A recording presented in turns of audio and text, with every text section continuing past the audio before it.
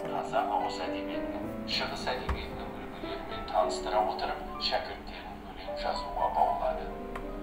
Сұлтанмахмұттың 13 жасында жазылған секілді өмір қысқа, жарты тұтам деп аталатын алғашқы өлеңі. Міне, осы қазақ көгіне өрмелеп шығып күн болам, қараңғылықтың көгіне күн болмағанда кім болам, мұздаған елдің жүрегін жылытуға мен кірермін.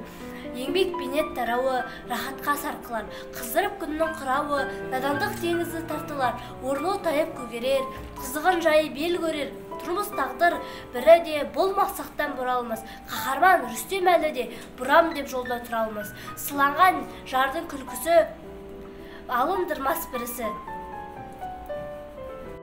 Үміт қып менен қарайсың, көңіліңе медеу санайсың, балалыққа жарасам, аталыққа жарайсың. Тұрағырап жылы кеш, жазғы кеш жарақ айлы қоңыр самал, рахат таз ауасын жұтқандай бал, сұлу жұлдыз жымыңдап шаққарғандай, көрікті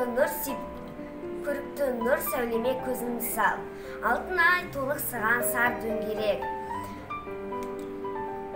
нұр сепкен жер көзіне аспанды өрлеп, жұлдыздар да тұрған жоқ босқа қарап, ай сәулесін күшейтеді көтермелеп. Балалық сенсен артық күнім бар ма, бала күнде мойымда мінім бар ма, бәріне жетен демін алам деме, жас қиялда тоқтап тыным бар ма.